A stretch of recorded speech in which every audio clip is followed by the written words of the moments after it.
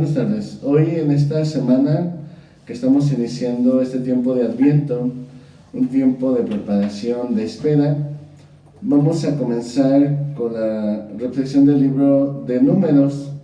Sabemos que este libro es el cuarto libro dentro del Pentateuco, cuyo nombre original en hebreo es el libro en el desierto, ya que habla de todas las peripecias, circunstancias que vivió el pueblo de Israel durante su estancia en el desierto después de que salió de Egipto. Ya después, en el siglo II, se le llamó el Antiguo Testamento de la Biblia, después de Cristo, parte del Pentateuco o Torá judía. Está precedido por el libro de Levítico, que vimos la semana pasada, y después viene el Deuteronomio. En cuanto al autor tradicional de este libro, hay varias, opciones y propuestas de parte de los estudiosos bíblicos, pero la gran mayoría acepta a Moisés como el autor de este libro y también de todos los del Pentateuco, que había vivido hacia el año 1300 antes de Cristo. Así lo expresan y está fundamentado en el segundo libro de Reyes, en los capítulos 22 y 23, que habla de algunas experiencias del pueblo de Israel o del pueblo hebreo con Moisés, y también durante la reforma de Josías se encontró este libro de Números hacia el año 622 antes de Cristo. Es por eso que este nombre en hebreo de en el desierto especifica el tema que va a desarrollar, pero al traducirse al griego adoptó el nombre de Números, y vamos a ver por qué le pusieron este nombre. En cuanto a la datación y antecedentes históricos, el evento clave es la formación del Antiguo Testamento, donde habla de la invasión del reino de Judá por el imperio de Babilonia hacia el año 586 a.C. Los babilonios destruyeron la ciudad y el templo de Salomón, ejecutaron a los hijos del rey delante de él y después los cegaron y se lo llevaron a él y a muchos otros al exilio en Babilonia. Estos eventos deben de haber representado una gran crisis religiosa, ya que muchos hebreos se preguntaban por qué Yahvé había permitido que esto sucediera. ¿Qué había pasado con la promesa de los descendientes de David que reinarían para siempre? Las respuestas las podemos encontrar a lo largo de los libros de Ezequiel, de Jeremías y de Isaías. En la historia deuteronomista, la colección de estas obras históricas, desde el libro de Josué al libro primero de Reyes, Yahvé no había abandonado a Israel, sino más bien Israel había abandonado a Yahvé, y precisamente el exilio era un castigo por la falta de fe en el pueblo de Israel hacia Dios. El exilio de Babilonia duró aproximadamente 48 años. Empezó en el 586 a.C. y terminó cuando los persas conquistaron Babilonia en el 538 a.C. El nuevo gobernante persa, Ciro II el Grande, decidió permitir que los exiliados de los distintos pueblos regresaran a sus patrias. De acuerdo con el libro de Esdras y el libro de Nehemías, los judíos regresaron a Palestina bajo la dirección conjunta de un descendiente del último rey y del último sumo sacerdote. Reconstruyeron el templo y reconstruyeron la ciudad de Judá, que ahora se llama Yehud, como una comunidad santa gobernada por sacerdotes. Fue en este periodo en que se compuso la Torá, o el Pentateuco, los 5 primeros libros que conocemos del Antiguo Testamento, para dar su posterior nombre griego. Separado del Deuteronomio, la historia deuteronomista, y agregando los libros del Génesis, Éxodo, Levítico y Números, se compuso el Pentateuco de los 5 libros. El origen del nombre. El nombre original de este libro era el libro en el desierto, en hebreo, Bamidbar. En el siglo III a.C. fue traducido al griego por los 70 con el nombre de Amismoi, es decir, números. Todo el libro está poblado de números, que consigna con minuciosidad extrema la cantidad de jefes de las tribus, en el capítulo 7, número de las poblaciones y libaciones necesarias, capítulo 13, cuenta de la cantidad de hombres sublevados, capítulo 16, versículo 2, cabezas de ganado que han de ser destinadas al sacrificio ritual, capítulos 28 y 29, cantidad de botín y su reparto exacto, capítulo 31. Agrimensura y dimensiones del territorio, capítulo 35. Incluso recuentos minuciosos de las leyes y los relatos contados. Como nos podemos dar cuenta, todo el libro está lleno de números, cantidades, por lo cual se le dio este nombre en griego, Libro de los Números, que es el nombre que conserva hasta hoy. Es posible que el libro exagere e idealice algo la cantidad de hebreos, pero es innegable que más allá de ello, pinta un cuadro de la vida y la sociedad de aquellos tiempos con una fuerza incomparable, describiendo incluso con gran vivacidad el desierto de Negev y la manera de vivir en él. Más de una vez se expresa que Moisés se dedicó a registrar cada sitio donde los hebreos se detenían, cada oasis que se encontraban y cada campamento que tenían. En cuanto a la naturaleza y organización del libro, como es habitual en los libros del Antiguo Testamento, su pertenencia a la serie de libros históricos es afirmada tanto por la Iglesia Católica como por el resto de las grandes confesiones, como son las ortodoxas y las protestantes originarias. Otros autores afirman que ello no implica que corresponda al género histórico como se entiende hoy. En el primer caso, en la misma línea que la tradición judía, la historia refleja ampliamente hechos históricos acontecidos que hablan de la relación de Yahvé con el pueblo hebreo. Para los segundos no habría más que mitos, leyendas, que en cualquier caso nadie ha podido tampoco negar. La arqueología trabaja desde hace un siglo en tratar de averiguar la veracidad y el detalle del contenido histórico de este libro. No cabe duda alguna que al menos todos los aspectos culturales quedan muy reafirmados por haberse conservado en su esencia en el judaísmo del templo hasta los tiempos de Jesús. Además de la propia certificación que los autores del Nuevo Testamento ofrecen al dar por histórico estos hechos, así como lo hacen numerosos otros libros posteriores de la propia Biblia.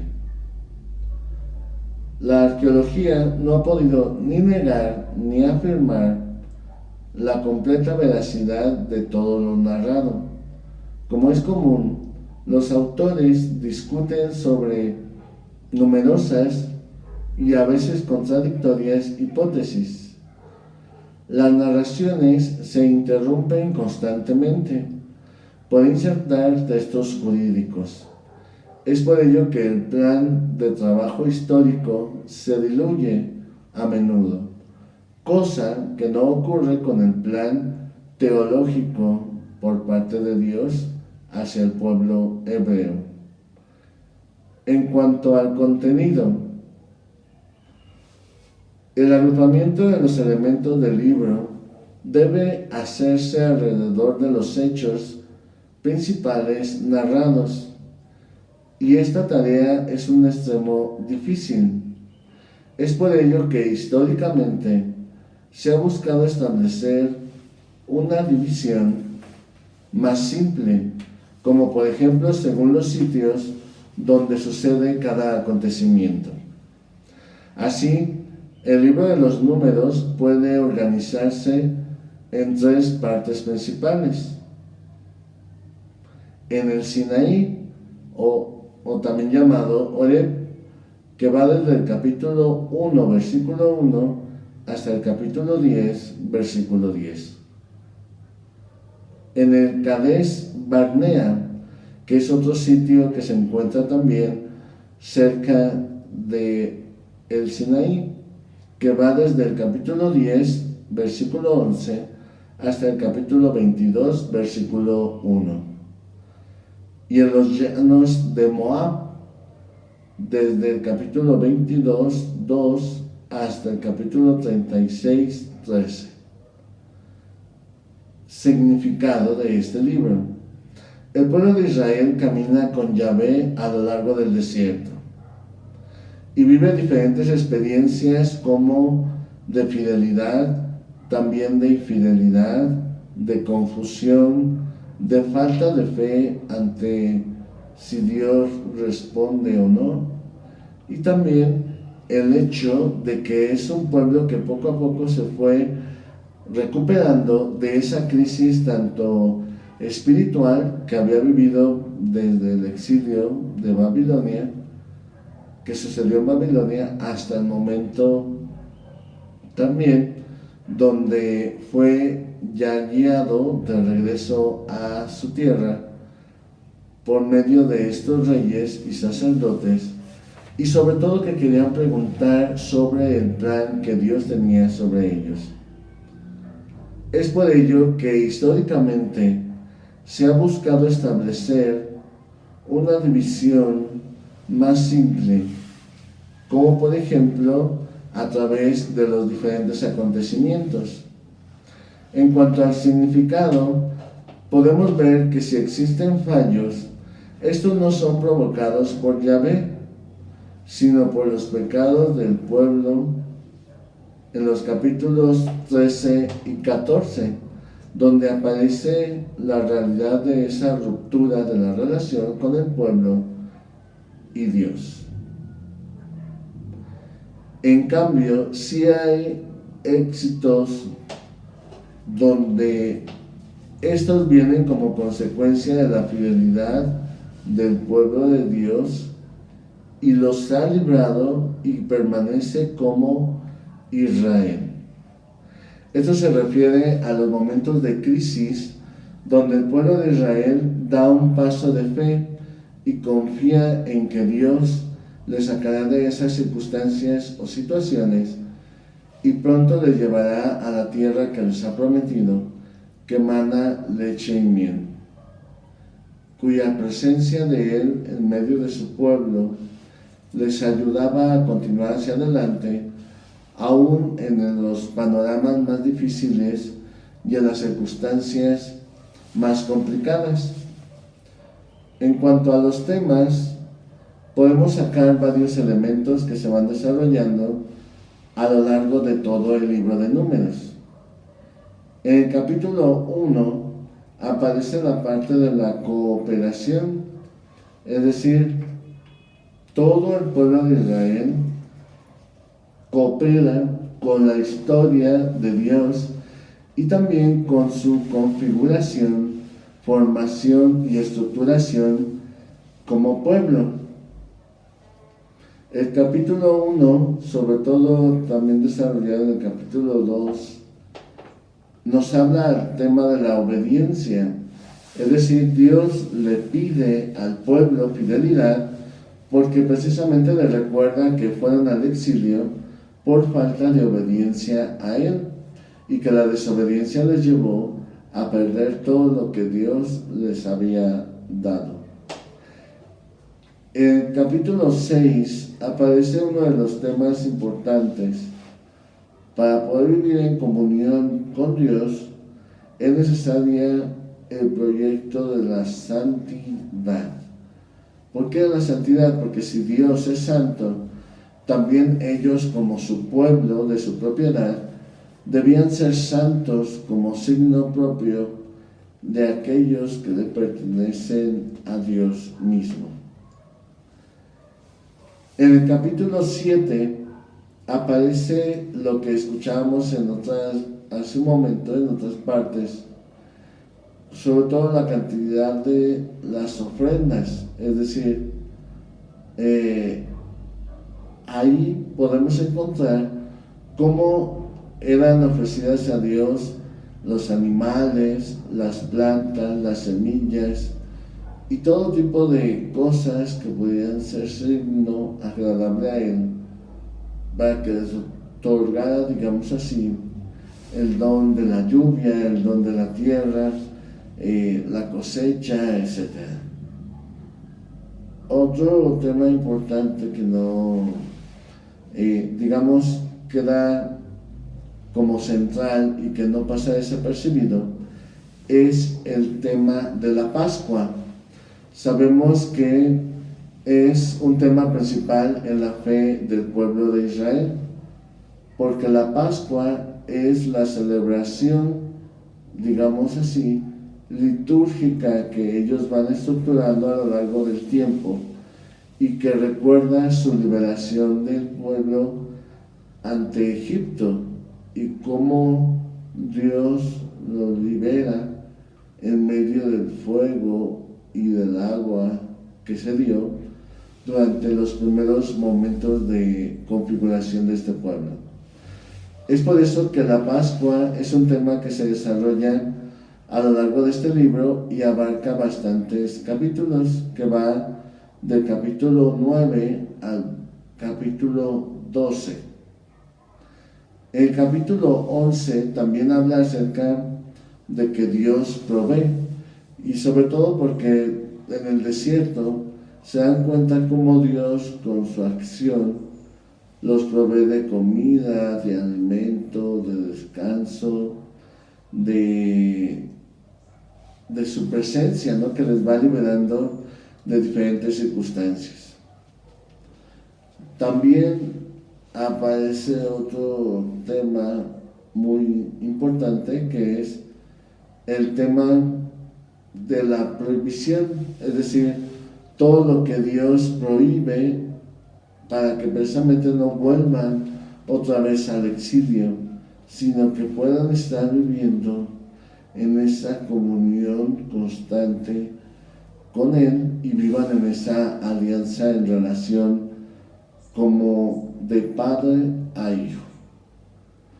Los problemas familiares se desarrollan en el capítulo 12, donde Dios les habla de cómo ha de ser su relación familiar, pero desgraciadamente vemos en el libro cómo van desarrollando esta parte desde un punto de vista también de infidelidad por parte del pueblo, y sobre todo un camino donde Dios pues va buscando la manera de ir estructurando un pueblo cuya base sea la familia, y desde ahí poder formar al pueblo que Él está buscando, digamos, configurar como suyo. En el capítulo 14 aparece el tema de la desesperanza. ¿Por qué de la desesperanza? Porque era una situación tan dura y tan difícil que no sabían si iba a pasar, digamos, a una relación más cercana, o se iba a caer en una situación de pérdida de todo lo que habían ya perdido desde el exilio, que era el templo, la tierra, elementos esenciales de su conciencia, digamos, del mundo, de Dios y del pueblo mismo. Este capítulo de la desesperanza se desarrolla en el capítulo 14, donde también aparece en el versículo 11 todos los pueblos opositores y todos aquellos reyes que se oponen al desarrollo del pueblo de Israel. En el capítulo 21, versículo 10, empieza a hablar y recuerda a todas las zonas donde el pueblo de Israel vivió conquistas y tuvo luchas para poder irse haciendo de todo un patrimonio y de toda una cantidad de propiedades, de elementos preciosos, etc. También podemos comprender un elemento importante que es el capítulo de la idolatría, donde Dios les habla al pueblo de alejarse de los dioses de los distintos pueblos que van conquistando, ya que sabemos que conforme van avanzando en el desierto, van conquistando diferentes pueblos pequeños que tenían sus propios dioses, y por eso Yahvé les insiste nuevamente a vivir en esa fidelidad con él. En el capítulo 25 desarrolla toda esta doctrina que es de la idolatría. En el capítulo 32, versículo 6, habla de uno de los elementos y temas principales de los grandes santos espirituales que desarrolla ahí Dios hacia el pueblo, que es la experiencia de la indiferencia. ¿En qué consiste esta indiferencia? En poder descubrir que no se dejen influenciar por las diferentes costumbres que iban conociendo de los demás pueblos. Sabemos por propia experiencia que cuando nosotros no conocemos algo y nos dejamos influenciar por ello, podemos cambiar incluso nuestras propias convicciones, nuestras propias costumbres, y también poder generar confusión en el propio ambiente donde nos movemos. Pues así también el pueblo de Israel, al ir conquistando diferentes ciudades, al ir conociendo otras costumbres, tuvo, digamos, la debilidad de dejarse envolver por estas costumbres y por estas situaciones de cómo vivían las demás personas que iban conociendo a lo largo de su camino por el desierto. Y por eso les invita a no ser indiferentes a la situación de sus hermanos, pero sí ser indiferentes a la realidad para con todos estos pueblos y no dejarse influenciar por la situación que vivían. En capítulo 33, versículo 11, aparece uno de los temas que también van a desarrollar después los profetas, que es la tibieza del pueblo de Israel, donde al dejar introducir diferentes dioses paganos en su vivencia de fe, los vuelve indiferentes, los vuelve agresivos y además los vuelve tibios ante Dios. De ahí la importancia de este capítulo para conocer pues las situaciones que llevaron al pueblo de Israel a nuevamente perderlo todo con el siguiente exilio que van a vivir. En cuanto a los símbolos, aparecen varios elementos que nos ayudan a entender cómo fueron desarrollando su doctrina en cuanto a la fe. Por ejemplo, la bandera, el candelero, el oro, el carnero, la trompeta, la nube, la vara, el agua, el voto y el altar son elementos que fueron configurando su estructura de fe. Por eso podemos decir que este libro nos ayuda a entender realmente la historia, las situaciones y realidades que fueron configurando, digamos, el carácter tanto del pueblo como su fe en Dios, que les provee y les va acompañando en su travesía por el desierto. Que también esto nos ayude a nosotros a descubrir nuestra propia historia y cómo Dios nos va llevando y nos va guiando en este camino de fe hasta poder ser realmente hijos suyos. Que Dios les bendiga y que pasen buenas tardes.